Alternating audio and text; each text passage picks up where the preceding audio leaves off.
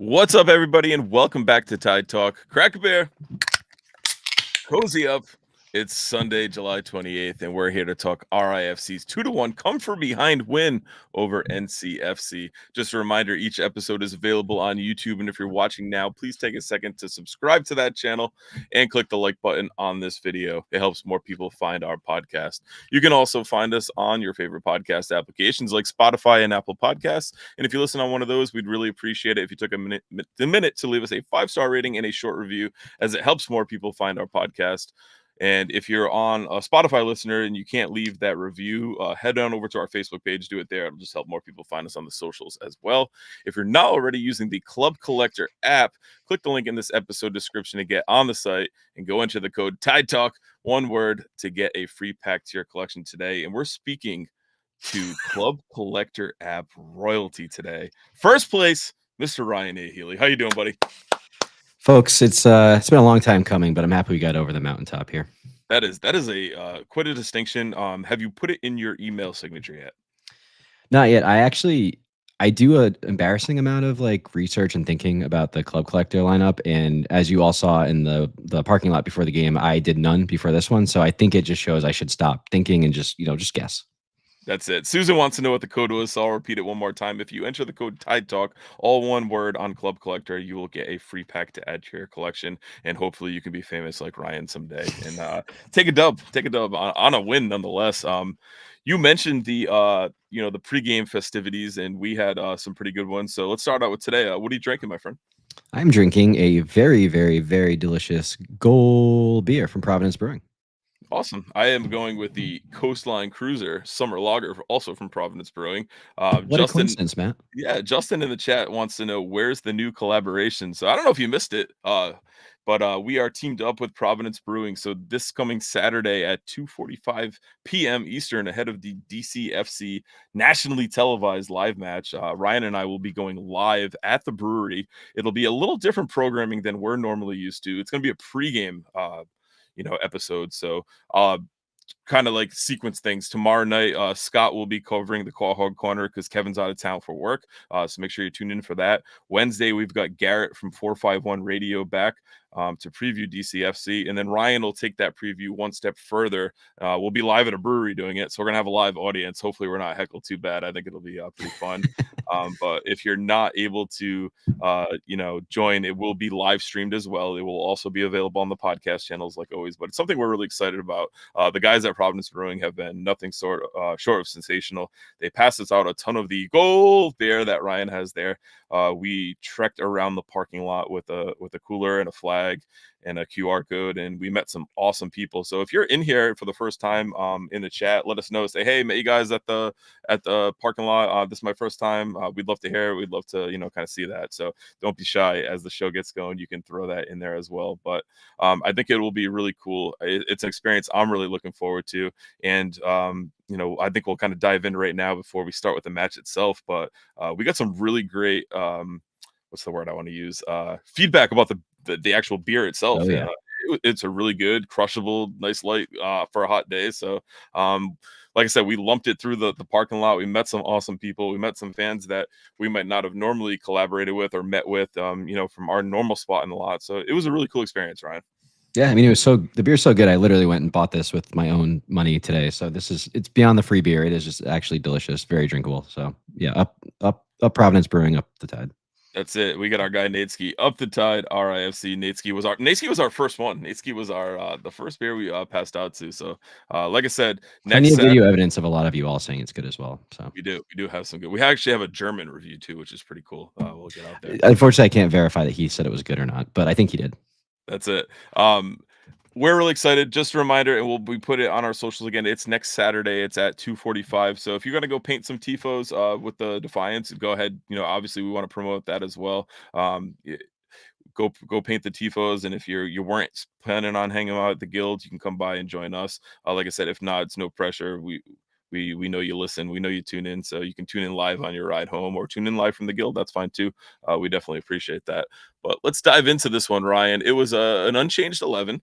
From the last time out. We had JJ Williams, Noah Fuzan, and Chico. Quizera, Ibarra, Holstad, Turnbull, Nodarse, Yao, Stoneman, and Koke Vegas in net. Pretty happy to see the same lineup. Yeah, I mean, I can't say they didn't earn it. I mean, this team has been very consistent, very solid, and I think it just shows the depth though that we have, because you look at that starting 11, which is packed full of great players, but then to see the amount of talent that we have available off the bench now is pretty exciting. Yeah, very much so. And I think that now that we have that depth and we're able to see subs come in and make an impact. I know I talked about on the preview with Zach for this one about, we hadn't seen Isaac and King, and we saw Isaac, after that go ahead goal. I think that might have been a pre-planned sub and he was already there, but good to see him also getting in, and obviously the impact Zach Hervau has had, and we'll talk about that throughout this one. But it's just exciting times with this squad. I know Kano mentioned in his post match that people think you can just put 11 players out there and expect them to glue and expect them to mesh and stay together. And it's not the case. It's not that easy. And this is, I think, a testament of this project that he's building, and, the time that they've put in training sessions and how it's kind of coming together so well. Yeah, absolutely. I mean, one of the biggest things that Kano said to us when he walked us out after Hartford was, trust the process. We're building something here, and it's really starting to see that be delivered on the pitch. And yeah, can't be more excited about what's going on at RIFC. Right on. The opening for this one was pretty exciting because we were on the forefoot early and often. We had some really good chances that just couldn't find the back of the back of the net. But definitely field tilt was in our favor early on for this one, Ryan. It sure was. I got ridiculed because 25 minutes into the match, I ran up to Kevin. I was like, we are field tilting the shit out of these guys. And I'm pretty sure they scored 2 minutes later.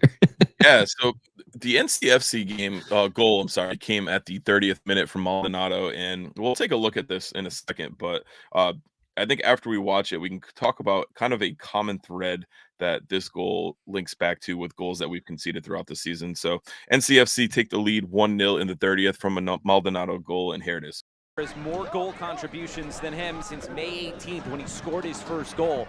He has 8 goal contributions. That's in the entire USL Championship. There's Conway to knot it down, and the shot's in the corner! How about another for North Carolina? It's 1-0 in Rhode Island. So first off, I want to give Maldonado a ton of credit and not take any away from him, because the hit of the half volley, quarter volley, whatever you want to call it, it's a low drive that he timed absolutely perfect, placed it. I think that's maybe a 1 in 25 goal from that angle, that touch, that hit. That's a really tight angle. It's a really tight timing piece to that goal. I'm just saying you better watch out giving percentage of shots, because people get really hot and bothered about people that. love it. Yeah, people comment section loves that. That's it. But I think what led up to that goal is what upsets me the most, and what will upset RIFC fans the most, because Karifa Yao is, I'll use my term that I've used a lot, fiddly fucking with the ball. He's in no hurry to clear that ball, and for him to take that much time on the ball in 1 or 2 extra touches to just kind of hoof it up the middle. I think you said in our chat earlier this morning, and somewhere near JJ, and hoping JJ was in the area. But to take that much time, to take that extra touch and hoof it up there is inexcusable in my book. If you're going to take that time and you're going to hit a prayer, it's got to be up the sideline. It can't be up the middle like that. It always leaves your back line and then your keeper exposed. Yeah, not to confuse the two footballs here, but it was like the American football, fuck it, Tyreek Hill's down there somewhere meme that was going around forever ago. So honestly, hoof it to JJ isn't a bad strategy. It's kind of been one of the bedrocks of the team. It just was, I think the location of it, it barely crossed even half, and JJ was nowhere near it, and no one even was around it for the second ball either. So yeah, tough clearance by Yao, and then again to not take credit away from Maldonado. Yeah. That was a great chest down volley from the two guys up there. No, right on. In Nodarse. Also, apologies, I just butchered the shit out of that name. That's all right. Maldonado, we'll do it. Nodarse kind of was sucked in anyway, kind of man marking his man, and then he had to play the ball as the ball was being advanced. Then he got to break late. I know there were some questions in the Defiance Discord about why didn't Koke react to that. I just think it was that incredible volley, and sometimes you just have to tip your cap, people do when Zachary Hervau scores a game winner. You have to tip your cap to opposing players and just kind of recognize that that was just a hell of a hit, and I think Koke might not have expected that first time like that, and the way that volley was executed. Also, even if he did dive, I don't know if he's getting that, because that was perfectly in the corner as well. He was on that side of the goal, but I think he was just kind of. I think if anything, you're expecting that to go back across the face because Koke's so close to that post. Mhm. So that's kind of my take on it. But the biggest shift in this one was after the goal. So for the first 30 minutes, that goal to me was totally against the run of play. I think Rhode Island FC was dominating the game up until that point. NCFC often had 9 to 10 men behind the ball at all times with Rhode Island attacking. But after that goal, things changed. NCFC was on the front foot. And I don't know if that was kind of a mental lapse of like, oh shit, they got us first. Like, what do we do? And it was like a brain freeze, brain fart type moment. But things definitely changed. Field tilt definitely changed.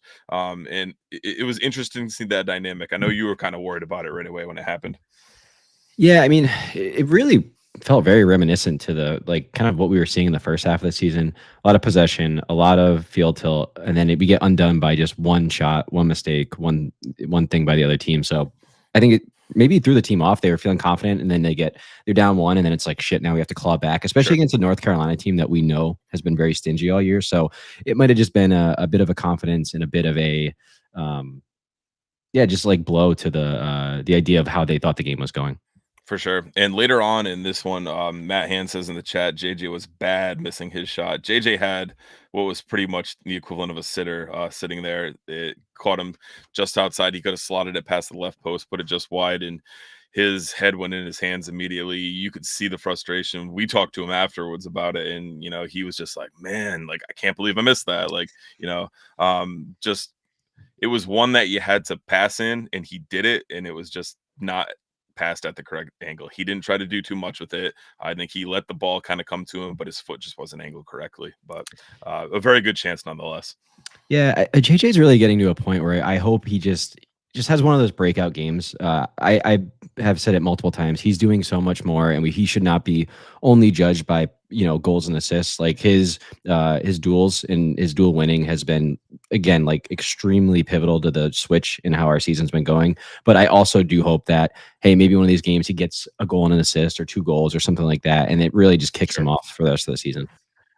This, and this will pain me to say because I'm a huge JJ Williams fan, probably my favorite player on the team. But this was not his best performance upon getting back to full health, and it makes me wonder if that knock that he took last game was actually impacting him.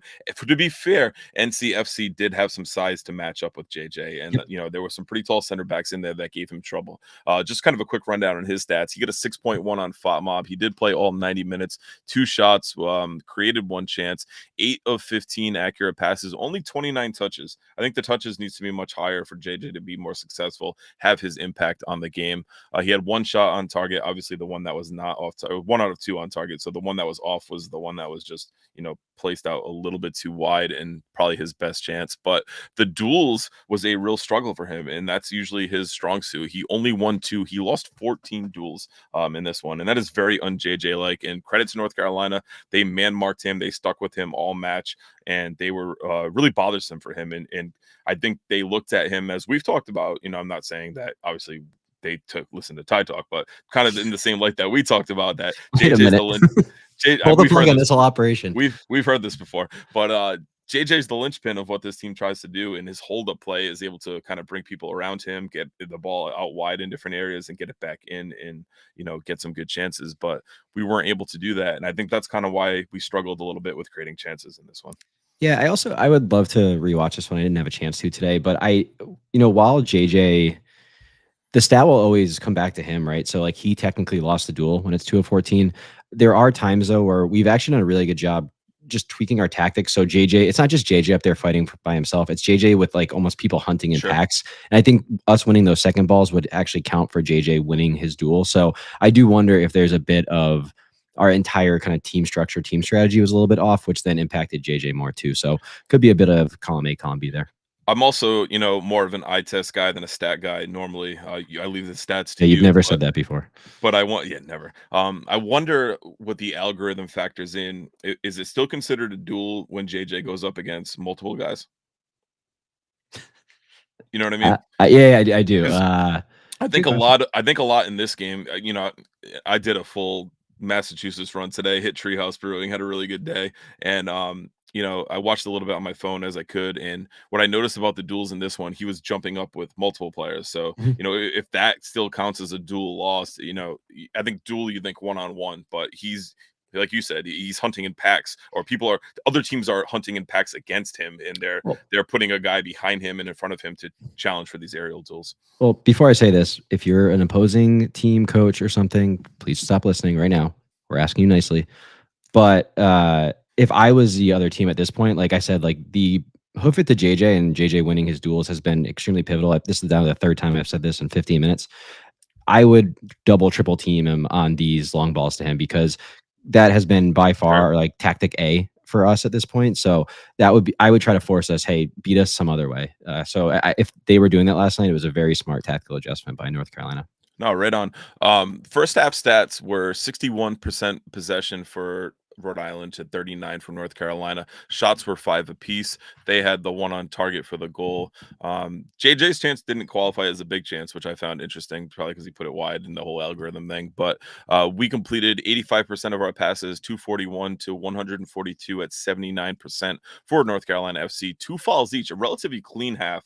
And when we talked to Zach in the preview, he was kind of worried about player discipline Mhm. and keeping it clean. And we referenced that we very much have the same problems as well. So a pretty clean half. I think overall it was a very decently officiated match. And I know we are quick to shit on the officials, with the exception of Jerry Maguire's long lost son there at goalkeeper, taking upwards of 20 seconds to get rid of the ball every single time. And 3 corners to 1 for RFC. I think, to kind of wrap up the first half, and any of the thoughts you have, feel free to hop in on this, Ryan. We were interested, I won't say worried, we were interested to see how this would play out, knowing that North Carolina was going to essentially park the bus, which, outside of that goal that they had, Mhm. that's what they did. It was, like I said earlier, 9 to 10 men behind the ball throughout this one. Yeah, I mean, 61% possession in that first half. I don't know the last time we had, above like 52 and a half since we've been on this winning run. So again, I think that was the big thing. We figured that we'd have possession in this game, and the big challenge was going to be, what can we do with that possession, since it's a bit of a different style than the way that we've been winning with. So, unfortunately it was bad. 0 big chances. We had only 11 touches in the box, only 5 shots, no shots on target, as you mentioned. So it was that real sterile domination that we saw a lot in the beginning of the season, where, while it's nice that we have the ball, it's harder for them to score. It also we just haven't been able to create out of that kind of situation. Totally true, and I think we've seen different rosters and different effects, kind of impact that, as we've gotten going. As the second half started, we got back on the forefoot. We looked hungry again. Whatever Kano said at halftime, I think worked, and then the subs, I think, played a big impact on this one. One point, you and I informally discussed on this, and I think it's worth having the conversation. We've seen Mark Ibarra come off earlier and earlier with the emergence of Zach Hervaux. Is Zach Hervaux going to get start over Mark Ibarra coming up? So I do think he will get a start in this next couple games. Somebody's thumbs downing it. Thumbs down. I do think he's going to start. I said this on the Call Hog Corner last Monday, that I actually expect to see a decent amount of rotation with the fixture congestion we're about to see between Detroit Saturday, Indy on Wednesday, and then Hartford on Saturday again. So 3 games in a week. Sure. You want to Very good see. point. And I also think we are going to have to get used to the trio of Zach, Ibarra, and Clay sharing these games a bit more. So last game, Zach came on for Clay. This game, he come on for Ibarra. I could see him starting in place of one of the two. The other one comes on. So I could see this kind of share system going on with the 3 of them, potentially 4 with someone like Connor McGlynn. So, and it's good. It'll hopefully keep everyone fresh throughout the season. So I do think he will start one of these games. I think he's earned it out of anybody. How could you say he hasn't at this point? But at the same time, I do think while we've been on this winning run, we've started to see a really settled first 11, and Right. I do think we're going to have to get used to a little bit of chopping and changing, especially as teams eventually will figure us out a bit more too. Sure, and I think being able to bring on and start a player like Zach versus Ibarra and kind of have that, rotation Mhm. available is going to confuse teams. Might prep for having Ibarra out there or prep for having Zach out there. You start the other and you focus your attack from a different point. So Yeah. I think that's very big. And the inter-squad competition is just only healthy. It's only going to make everyone else better, elevate their game. Clay's going to elevate his game because he doesn't want to come out. Ibarra is going to elevate his game because he doesn't want to come out. And Ibarra had been playing very well. So Yep. I think it also kind of helps with with, complacency won't set in for Ibarra because he's being pushed by a super sub now. And I think we can use that term in Zachary. If anyone's earned it, it's him. It's got to be him. Yeah. So he came on in the 60th for Ibarra. So like I said, that was the earliest we've kind of seen him come on and that change be made.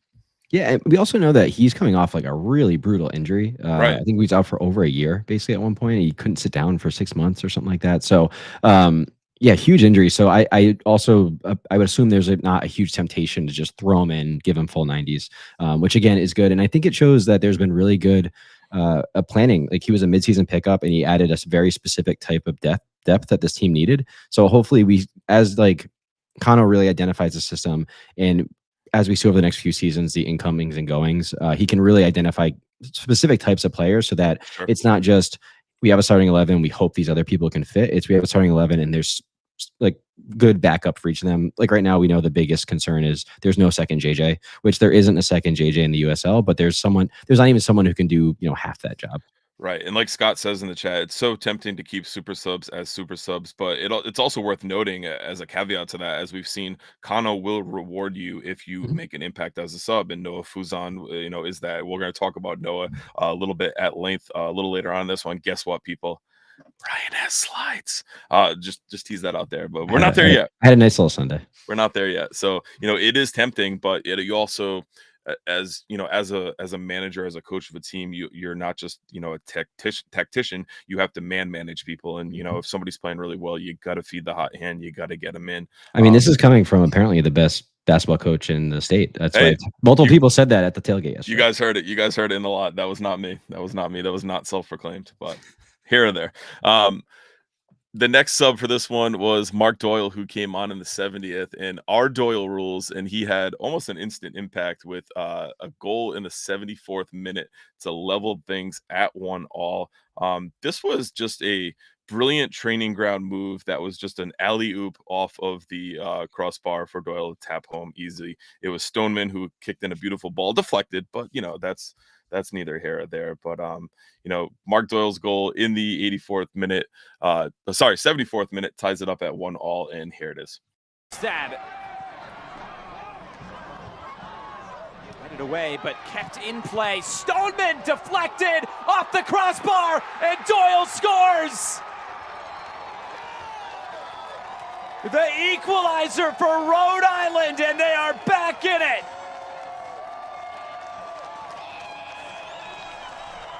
So I have a few things about this that I really, really love. First off, I know it was deflected, but this was a rocket hit by Stoneman. He's up there, he's in an advanced position, he's a defender, and he says fuck it and takes an absolute beaut of a rip. The deflection, I think, obviously helped put it off the crossbar. I think it would have been a little lower, closer to the keeper, if it had not been deflected. But credit to our Doyle for being in the right place at the right time, finishing at home. And I love him grabbing the ball, running it to the spot, putting it down, and setting back up.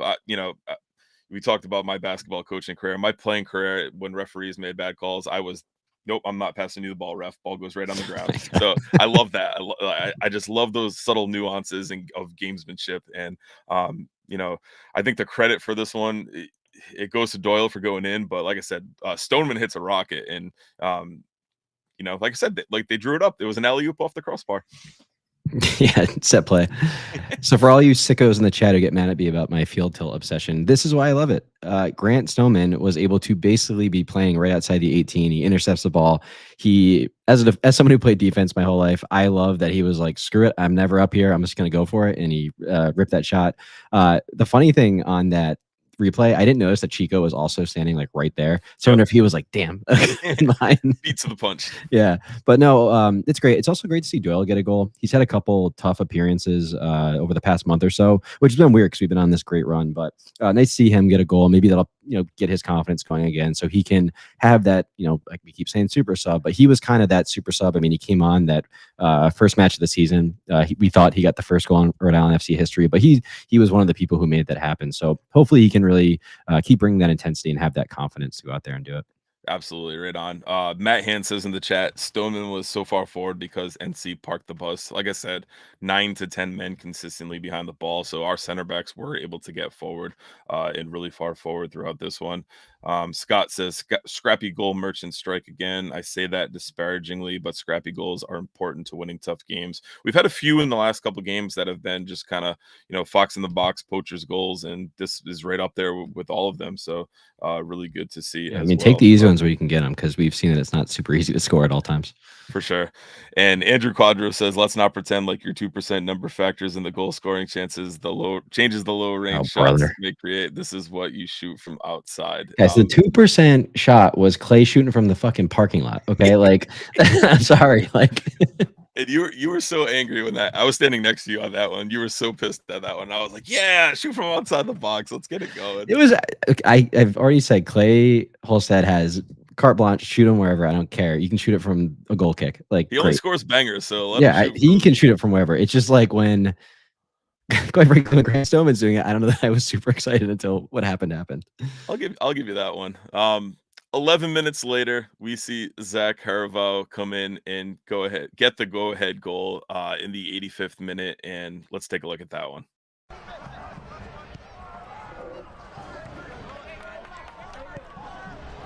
Ahead, it's Harival, Zach Harival!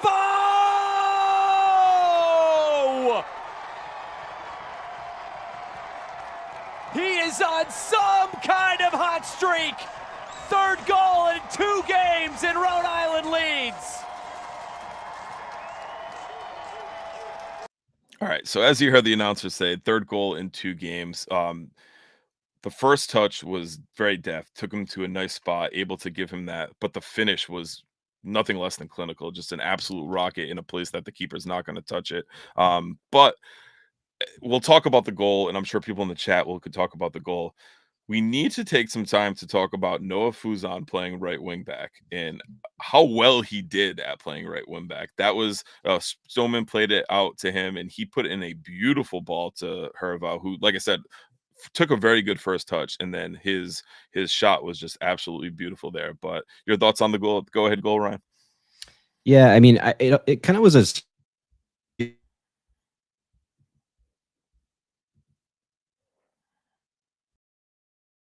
right wing back spot. I think when you see Doyle on touchline, you're expecting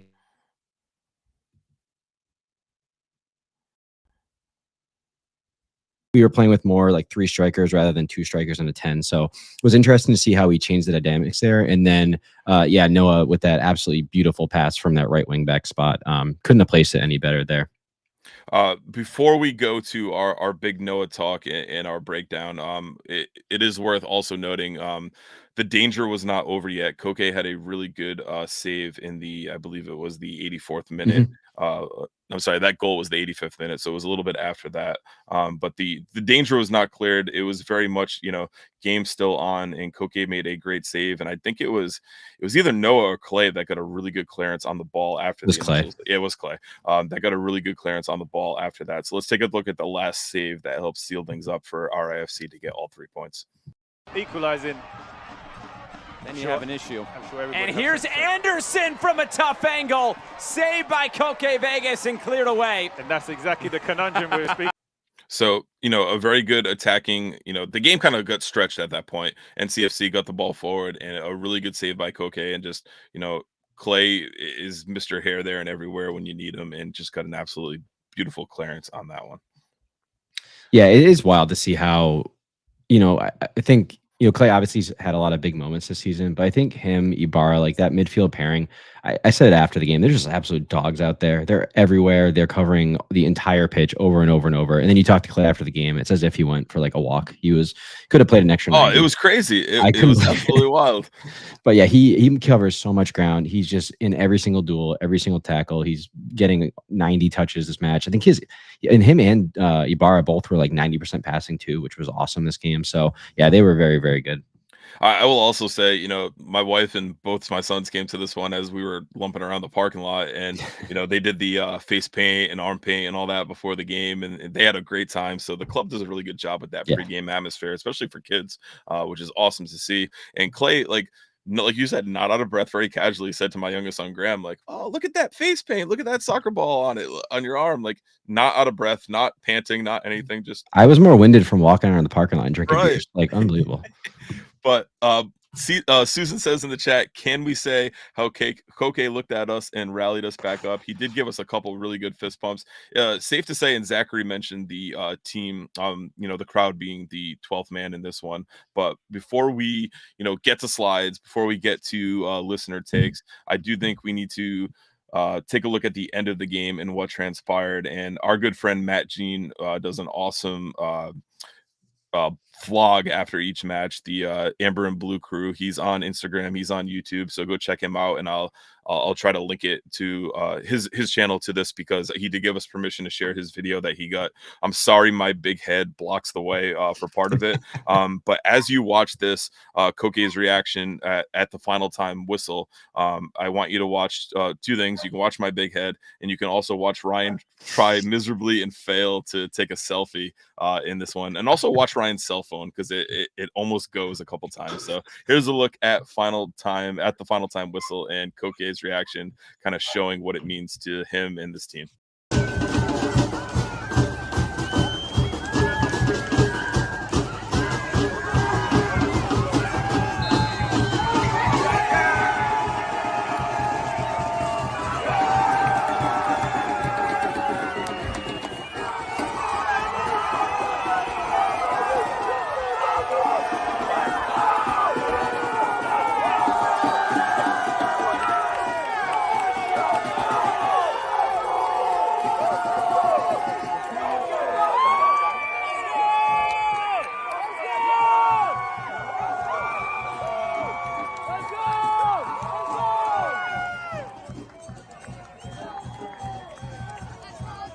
Just an absolutely electric atmosphere, electric environment. That security guard who was with us in the front all night, I think he had the night of his life. He was shitting his pants laughing and smiling at the chants, the taunting at the keeper in the first half. Kevin was epic with it. There was a lot of "you bum" chants in there. That's gotten very viral in Major League Baseball. So it was just absolutely, like Scott says in the chat, Koke jumping into the stands was elite, proper captain behavior. The hurdle of the light board was an athletic feat, if you will. All of it was.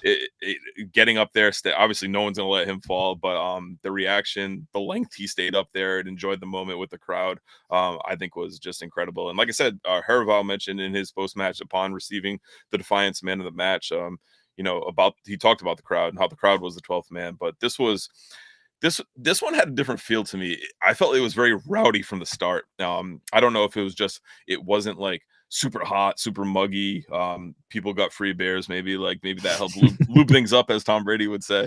But I felt from kickoff to final whistle, this was one of the best atmospheres we've had all season long. Yeah, and I think it was like we were chasing the game, and we always felt like we were like, we had that belief, we never let go, and it was coming and coming and coming. And I don't know, like Koke does a really good job, and especially at the supporter section side, of like kind of interacting with us throughout. So that had been building and building and building, and for him to then go over, I will say I was the one that high-fived him to start the whole thing. I didn't screw up the entire play, but that was just unbelievable moment. I hope you guys saw that the selfie moment of Ryan there. It was pretty good. I got to screenshot that one. That's like phone lock screen material, Ryan.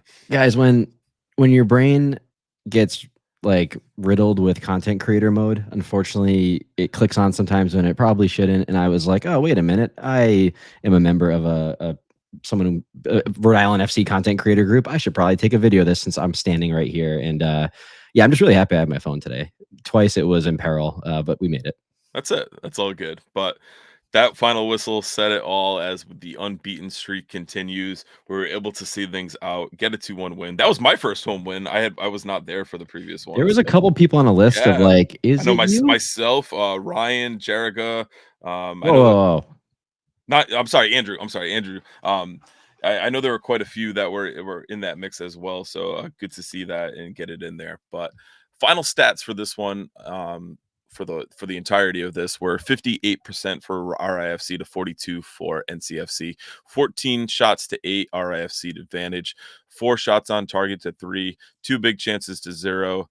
460 accurate passes at an 85% clip to 312 at 80% for NCFC.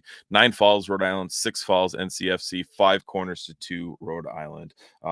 Big picture thoughts on this, Ryan? I mean, the wins keep coming. This was a big one. We had talked about it, I think, on the post-match show after the last game, and then also in the preview with Zach from North Carolina. This was a 6-pointer for the playoffs, and we have a bunch of those coming up. So to continue to put wins on the board, to dig back, I think I saw someone in the chat earlier say this was our first time winning, coming back from we let up the first goal. So again, just the team just continues to show character, continues to show new ways to win, new ways to play, and yeah, the growth that we've seen this whole season and how it just continues to happen. You just can't give coach as well as the entire squad flowers here.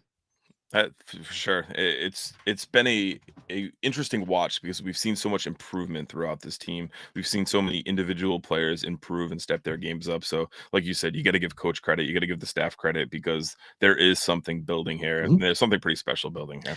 I mean, there's so many things. We could go back and watch all 30 episodes of this show so far, and there were so many things that we were just consistently complaining about over and over and over that you just don't really see anymore. I mean, the absolute like bozo overextending on the defensive side mistakes.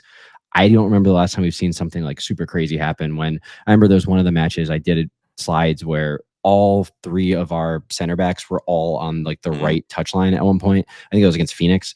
Stuff like that, we just haven't been seeing it. The structure, the discipline has also gone up. Our yellow card accumulation, I know we joked about it with Zach. That hasn't been actually happening as much. Like, we've been much more in control, and yeah, just big shout out to the whole team. Except for Chico. Chico's was for dissent on this one. The fall was extremely soft, and you know, I mentioned the officiating being good, but that was a very, very soft fall, and he just went on to, totally go in bitch mode about it with the yellow for dissent. But big shout out to Chico. He came up to us. You witnessed this post game. My youngest son is 3. He walks up to Graham. He takes the Sharpie, autographs Graham's forearm, and goes, "You like that, huh?" And Graham just laughed and smiled and went, "Yeah." So it was just a really like cute moment. It was a cool moment. So those guys, it is fun. Like, seeing them after the game, they're like actually a bunch of like very funny characters. They're good guys, and the interaction they have with the fans, specifically the young fans, and getting to see it as a dad is just really cool. Yeah, thanks for letting me always borrow your children to get close to the players. It's a really cool experience. One thing, we also had a really cool conversation with Brett Johnson post game. Like, we sat there, we talked with him, he talked to us. He's just a really cool, really down to earth guy. We actually watched. I don't know if you caught this, and I meant to mention to you beforehand, but we watched and heard the introduction of Zachary Hervaux to Brett. Yeah. This is Brett Johnson, and so that was pretty cool. And to Brett's credit, Brett goes, "Hey, so this was your 101st appearance, huh?" Yeah. So like, he did his homework. He seems like one of those guys who's just always like on it with that kind of stuff. Like, yeah, for sure, cool to see him invested. Super down to earth. So if you ever see him, and we've seen him the last couple walking through the lots, take a moment, say hi to him, introduce yourself. He loves that. He loves interacting with the fans, and just really cool. He confirmed he will be there for Hartford. So. He will. Matt Hand says in the chat, Ed Sheeran to Tidewater confirmed. I did ask him. I did. Ryan can attest to this. It's actually how you open the conversation, which was wild. I thought it was a good icebreaker. When's Ed Sheeran coming? He said soon. So we'll leave it at that. But just a really cool moment to kind of get to talk to him. But I think it's time. Are the people ready? Are you ready, Ryan? Maybe. I'm just kidding. I am. All right. So I think we did our talking points. We kind of recapped that one pretty well, but it's time for everyone's favorite, Ryan's slides. Here we go. All right. So just going to kick this into good, the bad, and the ugly here. So my good was in-game adjustments. So we mentioned it earlier. This game was really a tale of 2 halves. So second half, we had 55% versus 61, which while normally that would be a negative, we have seen that we've done better playing without possession. We had 2 big chances to 0 in the first half. Again, I mentioned this earlier, almost double the touches in the opposition box, 19 versus 11, and double the shots, 9 versus 5, and 4 shots on target. So we were just much better in the second half. So when I was looking back, I was saying why? And I mentioned this earlier. I thought one of the interesting substitutions was Doyle for Turnbull, because then it moved Noah to right wing back, and then brought Doyle up front to get that striker. So I'm rewatching back, and I see Noah place this perfect ball this perfect ball to Zach Caravaggio to get the game-winning goal, right? And it really got me thinking, like, where should Noah be playing? Because we've talked about this over and over again the past few weeks that he does really well when he's off to the wing. He had some great interplay with Quizera against Miami. And we've seen him have a couple big plays out there. So I went back and I rewatched every single goal contribution from Noah Fuson this season. So first off, Noah's having a really freaking good season. I think it's going a little under the radar because he had a little bit of a rough patch in the middle. He has 9 goal contributions, including 5 goals and assists in his last 6 games. He's tied 3rd in the league in assists. I think that's going very under the radar. Right. He's 20th in the league in expected assists and open play, which is in the top 10% of the league. He's 7th in the league in big chances created, including 20th in big chances created per match. So I know we've had these conversations of, is Noah, contributing on the field? He's kind of ghosting out there. I've seen a lot of impact, and I know I've been labeled a Noah sympathizer in here. I've posted selfies. Yeah, we all are. I posted selfies with him just to prove my point and double down on it. But again, I think he's having a really, really good season. So with him, there's been these like two big questions. Number 1, is he a super sub? And number 2, should he be our number 10? Because there's a lot of conversation, obviously being in the season, he's up front when JJ was out. Him and Chico were our striker pairing. And then we kind of had this whole Jack Paniotu thing. We were playing, I can't remember who else has played number 10 at different points of the season, but I, for a while, was saying, hey, Ibarra, I'm sure, Clay, I'm sure. And I was saying, I actually think Fuson might be good because it seems like it might play to his skill set. He's very technical. He seems to be creative. Here we go. So question 1, is he a super sub? 6 of his 9 contributions have come as a starter. In 15 starts, he has a 7.13 FOP mob rating. In 5 sub appearances, 6.78. I will call it out before everyone yells at me in the chat. This is a little skewed because obviously when you're a starter, you have more time to make an impact versus when you're coming on as a sub. Accumulate on the algorithm. Fine. But again, 6 out of his 9 contributions has come as a starter. So is he a super sub? He can be. Is he a starter? I think he should be. But, that one's really each your own. I'm not going to fight you either way on that one. Should he be our number 10? All right, so this is where I went back and looked at all 9 goal contributions that Noah has had, and we're going to let this run. It's about a minute and a half. So we're going back to Monterey Bay here, and this is all in chronological order, but I couldn't believe watching this game again, how windy it was. So great ball from Koke out. So Noah picks the ball up here, and I think a very forgotten assist of the season, may I say? Like, unbelievable stuff here. Mm-hmm. So this one I labeled as came from not the wing. Next up, Las Vegas Lights. Noah had a goal and assist in this game. So this is the assist. Noah's on the wing, gets it all the way through to Turnbull to bury this one, which was great. He then Turnbull had a great game this game. Little fox in the box action. So this one not labeled on the wing. And we talked about these scrappy goals can win games. This is my favorite assist of Noah's of the season. I honestly put this is one of his assists, but I also want to just relive this moment with all of you because it was one of my favorite moments of the season, even though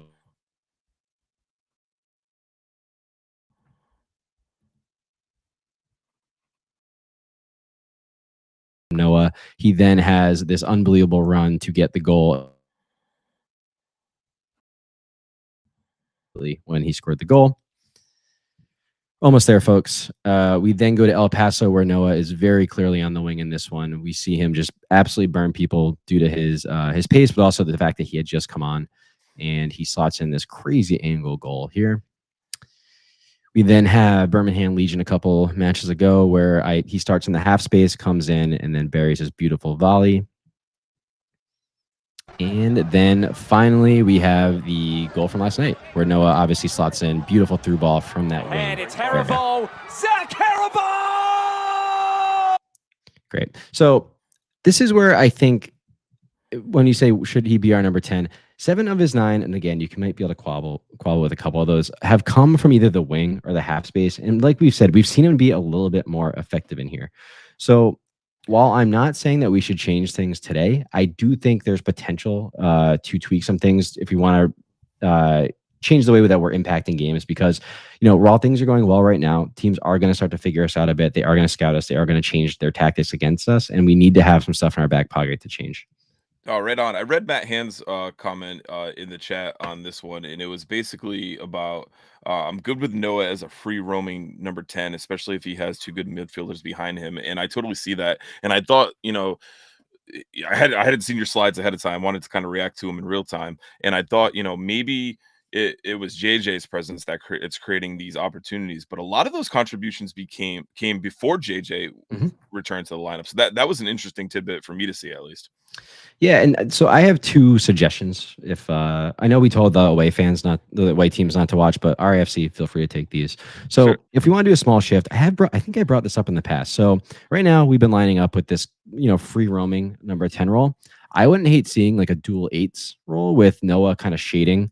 The We have 8.5-ish. 8.5, yeah. So have two 8.5s and a pure 6 rather than two 6s and a 10. Right. I think that could be very interesting because we have seen him link up, especially really well with Quizera here. And then if stuff's going south and we really want a big shift, I do think it could be very, very interesting to go to more of like a 4-4-2 starting with him as that right midfielder here, and have someone like a Gabby Alves at left back. And then from here, when we're in attack, you kind of have him in that half space in attack with Turnbull on his outside, and you have Gabby tuck in here. Into that back free and defense. So I do think there is potential for like big changes throughout the season if we did want to go with that. But at the same time, I don't think we should change anything today, but it's nice to have these kind of thoughts in our back pocket as the season goes on. Very well done, and I think really good job as far as bringing that in there. So really good graphics, really good video pull, and like I said, surprising for me to see that a lot of it came pre JJ. And I think in my head, I thought, he kind of picked his game up after JJ returned, but I don't necessarily think that was the case. And maybe we just weren't giving him enough credit for how well he was actually playing as the team was not playing so well. I actually think he held a lot of things together. Like I don't think any of us were in love with the way the season started, but I think a lot of those draws that we all joke about the draw things, he was like very involved in those. You could say he might have been involved Keeping them negatively. from being draws versus losses. Yeah, and I know that like there was some criticism. I think it was a Louisville match at home where people were kind of upset about that one. So I think that one specifically sticks in my head because I think he was kind of left out a little bit too long. I think his race had ended. I think I said that on here. I think it was like the first like hotter day of the year too. So. Yeah, so I think that was a little bit there, but like you said, it could be the big reason why we have all those draws and all those points and why we're sitting where we are on the table right now. Yeah, and actually, just one last thing on my good, which you might forget, was in-game adjustments. After all that, I did love that Isaac got right on after the goal, so that we went back to kind of more of a stable 3-5-2 versus that like 3 striker pairing. So I think Coach did a great job reacting to game states throughout. So excellent work again by Kano. All right, so let's scour the socials. Thank you to everyone who wrote in. Thank you, Ryan, for your slides. Like Scott says, those were nice slides. We always love seeing the slides here on Side Talk.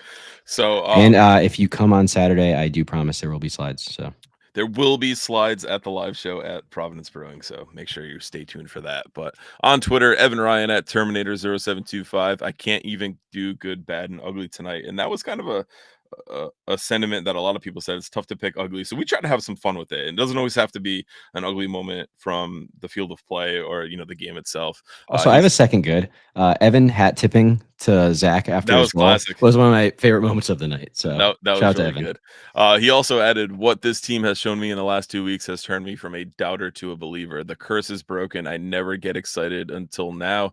I was flat out wrong about them after Detroit now, and I finally have something to be proud of. So that's a pretty strong sentiment there. We'll also throw out there that we introduced Tide Talk after the Detroit match. So just throwing that out there. Tide Talk is a big correlation with what's going on here.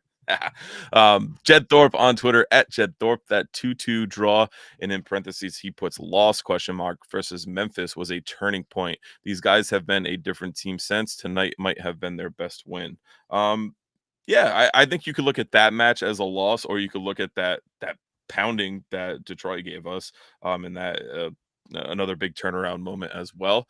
On Instagram, we've got our friends at Providence Brewing. Great second half. Have to say, Koke was scaring me every time he ventured out 40 to 50 yards from the goal. Doyle and Herval were outstanding. I know there's always a lot of Koke debate in this one. And throughout about who should be keeper. Should it be Koke? Should it be Jackson? Koke endeared himself to a lot of fans and might have flipped some. And now you all see why I've been in this corner this whole time, suckers. It's a tough one. Like, I know. it's that whole balance of, like I mentioned earlier, Kano has to play the hot hands. He has to play who's playing well, and he also has to be a manager of men and manage personalities and egos. And I think what he did with Jackson Lee and riding him, and it was totally fine and totally acceptable. So I think he did a pretty good job with all of that, and that's a very tough thing to do.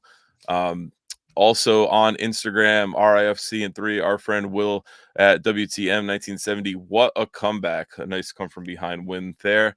On Facebook, Jason Demers, sweet home win. Jason Demers again, shot of adrenaline. Don Lindbergh refused to lose. This team did not quit in this one.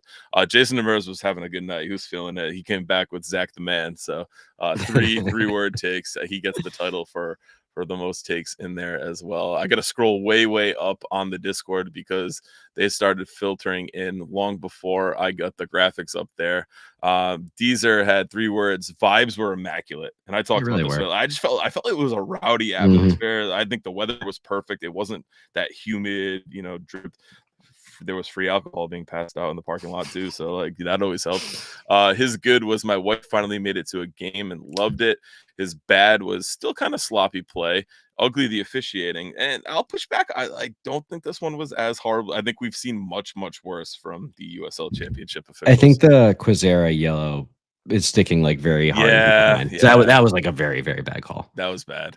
Leo O has good sustained pressure in the offensive third for most of the first half. Substitutions changing the game exactly like we needed it, putting 2 past a very good defense and a keeper that knew it was coming. 2-0 in reverse fixtures. That's a very good, interesting look at it as well.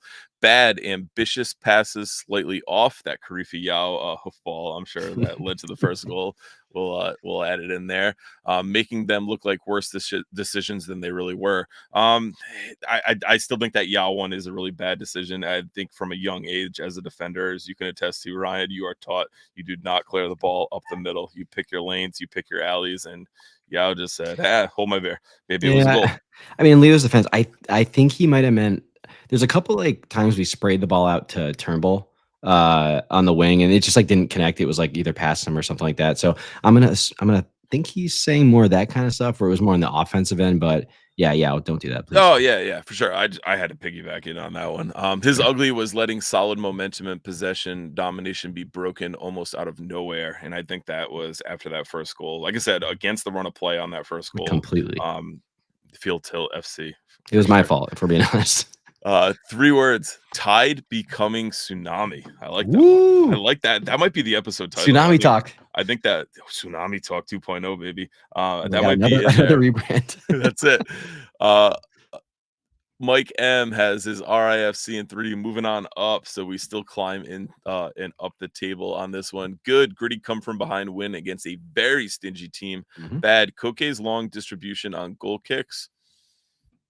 Yeah, maybe.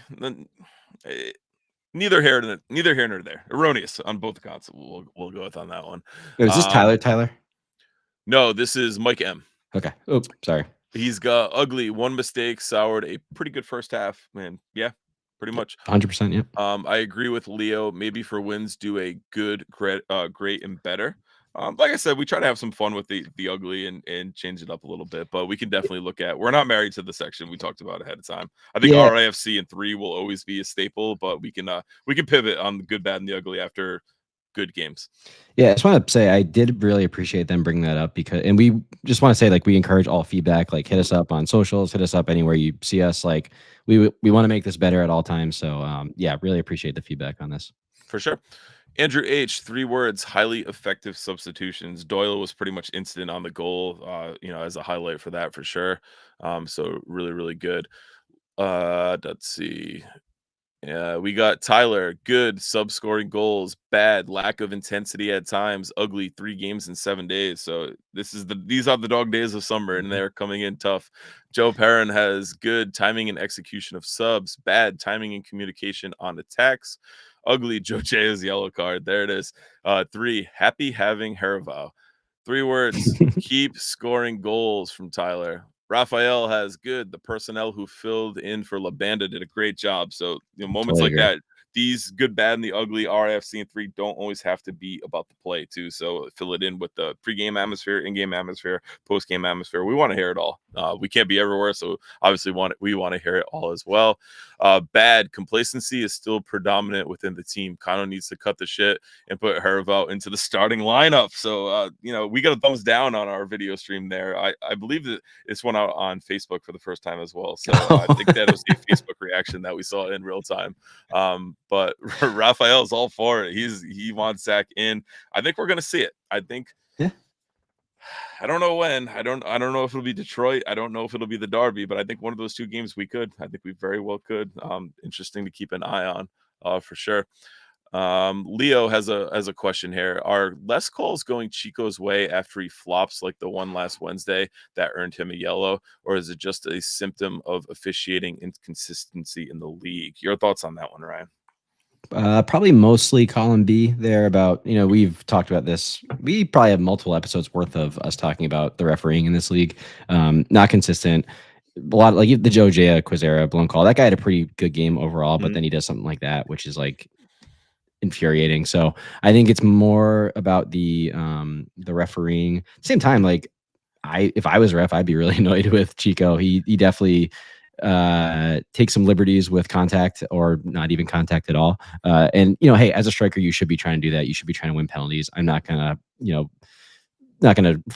fault him for that. But at the same time, I could see as a ref, and as I'm sure refs talk, Sure, he's been in this league for a long time, and I'm sure he's been doing this before Rhode Island FC. So definitely could be a bit of built up frustration from them as well. That's why I'm going to disagree with you and go with the first part of this one. I think this is Koke. I think Koke's got. I'm sorry. I think Chico's got the reputation now. I think Chico. Well, I was soft and I hedged, so I don't know if you're disagreeing with me completely. Yeah, you did. But I think Chico's got a reputation as a bit of a diver now, and I think we're seeing. Quite frankly, I've watched him for half a season. I think he earned it. Yeah, I think it's. I don't think it's far off. I don't think it's well out of the play, but I think he's got a bit of a reputation as a diver, and it's just something we're gonna have to keep an eye on and watch. Yeah, I mean, especially last game. I think it was last game in Birmingham. That was like absolutely brutal. For sure.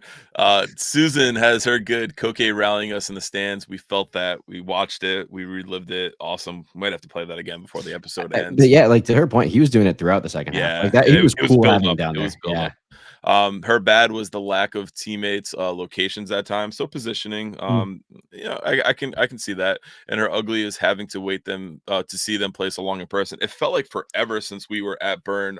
It was the fireworks night, right? The last one. So it felt like forever being there, and it's going to be a bit longer that we have to wait again. The 10-day layoffs, if you will, are a bit hard to take sometimes. And our guy Natesky was in the chat, and I didn't even pull it out. I got the chain on. Tide Talk, baby, up the tide. His good was the win in the Koke reaction. His bad was getting punched in the first half, and his ugly was the no after party. The lot did clear out pretty quick. I think a lot of that has to do though with how many people stay in. It's not just about autographs. I think a lot of people just want to stay, take pictures, and talk to the players after, and that atmosphere is a pretty good celebration in its own right, in a pretty good sense. So I mentioned that I have 2 kids and we go down every time, but it's not just for kids. There's grown adults there getting their hats, shirts, whatever signed. It's just really cool. If you haven't gone down, go by section 13 and where it goes out to like where the porta potty sections are, and weave your way down and get on the side of the LED boards and just go celebrate with the players post-match. It's a really cool environment. There's nothing else like that in professional sports in this area that you can go to and see. And like Ryan said earlier in this one, the guys are just so down to earth and really want to talk. The owners will talk. Like it's just it's a great experience. It's really fun. We've also got Pawtucket J, RIFC in 3 with the Stone Cold gif. Oh, hell yeah. As he That was there. great. That's just an absolutely good one. Brendan D's has good contributions off the bench, bad, inconsistent focus and intensity out of the gate. Ugly, whatever the national anthem glitch was prior to D36 saving the day. The acapella rendition of the national anthem was really, really good. And his RIFC is let's fucking go. Our good friend and contributor Andrew Quadros, RIFC in 3 is a repeat from last week. Zachary fucking Hervo. Love to see that. Love to get it out there. Good vibes. Good were the vibes both on the team and at Burn. Bad start of the second half, came out really flat after halftime. Ugly Ibarra's corners, woof. It was very near post, which is a different tactic with the whole team lining up back post. So I think it was a little bit of misexecution from Ibarra on those. Just didn't seem to kind of match up with what was going on there. Andrew H. He's been really good on. I think we've given a lot of credit Since we lost Zach, yeah. his corner distribution has been a real strong suit for this team, and no one other than Frank Nodarce would confirm that, right? Andrew H says, "Oh, an ugly for yesterday is that I realized after only 8 home games that Andrew Quadros sits right across the aisle from us." I don't know if he's calling Andrew ugly and he has to look at Andrew for 8 home games, but open for interpretation there. Let's see what else we got. That'll actually wrap it up for all the takes. So we had a lot of people write in. So we love seeing these. We will share them all every time they come in. So thank you to everyone who writes in on there as well. I gotta give my good, bad, and the ugly. I know you already gave yours. My good, I'm gonna go with a non-playing moment.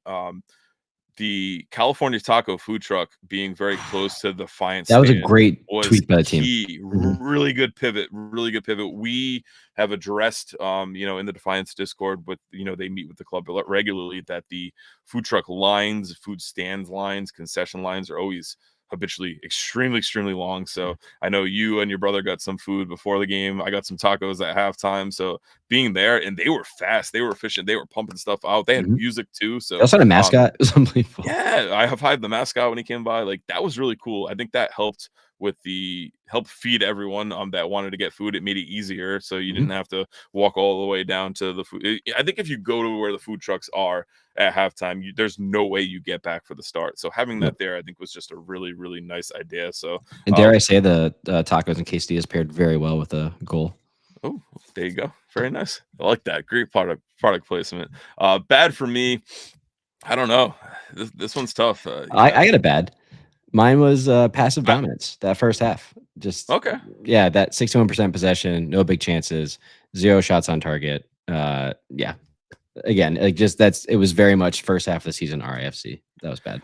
I'll say my bad is anyone who, took our delicious Colbert but RSVP to say that they cannot go. Yeah, that's fine. And we ran out. We emptied the cooler, which is a good thing, but bad that we couldn't distribute to more people. Well, Matt, that segues really nicely to my ugly. My ugly is anyone who didn't RSVP at all. Guys, the link will be in this description. The link will be all of our social medias. It's on our website. It's the hero content piece. So please, we would appreciate it a ton if you'd RSVP. It's just a short Google form, and we would, number one, love to see you there. But just if you can RSVP at all, it's a huge help to the podcast. We do this for free, and we, little payback via a short Google form, I think, is fair. Yeah, like Matt Hand says, per Sarah, free alcohol makes friends. They pass out nips. They get a lot of friends. Next time you get a free nip from Matt Hands, give him a hug. Guy loves hugs. Really huge hugger. Hugs. So make sure you give him a hug for the next one there. Ugly, I'm sure we'll come, but I don't have one. I don't have one for this one. I'm gonna bitch out. I do not have an ugly. I think that you guys will be able to get some pretty funny outtakes of us at the brewery if you come to the live show. So those might plan to play into. I mean, my second ugly, if you wanted to take it, was me fumbling the shit out of my phone and not living in the moment when Koke was standing next to me on the railing. So that's a second ugly for us. And it's getting ugly in the chat right now as Matt Hand says no hugs. He is. That's very ugly. So, he's just trying to play it down. He really loves hugs. So make sure you give him a hug. He'll appreciate that next time out. But I think that's it. I think it'll wrap things up for this one. As Ryan mentioned, the link to RSVP to the live show will be in there. It's in our link tree. It's actually the featured link, so it's the first thing you'll see. Even if you can't make it, sign up, because we're going to take those responses, those emails. We're going to have a newsletter coming out to kind of curate all of our content, get it to your inbox, and kind of wrap things up nicely from pregame to post-match. We've got all of our contributors, our bloggers, Andrew Quadros, Matt, Timmy. They're doing some awesome blogs. So if you haven't even heard about the blogs yet, go on our website, tidetalk.com. TideTalkRI.com. TideTalkRI.com. If you ever miss a website, a podcast, you can go on YouTube or any of the podcasts. You can also go. It's also on. Yeah, they're all there. So it's just a really cool hub for everything that we do. Like Ryan says, we do this for free. We just have fun doing it. Just love talking about the game, talking about our experiences. And this was a really fun one to relive and talk about. I know. Will we ever lose again? Oof, that's a mic drop moment right there. So that'll wrap things up for this one. Remember, Tide Talk is more than just a podcast. You can find us on Twitter, Instagram, and Facebook for daily social media content. Click that link in this episode description to follow all of our accounts, RSVP for our live show, and do your best to join us. We'd love to have you there in the audience. I've been your host, Matt, and for my good friend Ryan, thanks again for joining. We'll see you next time. And as always, up the tide. Up the tide.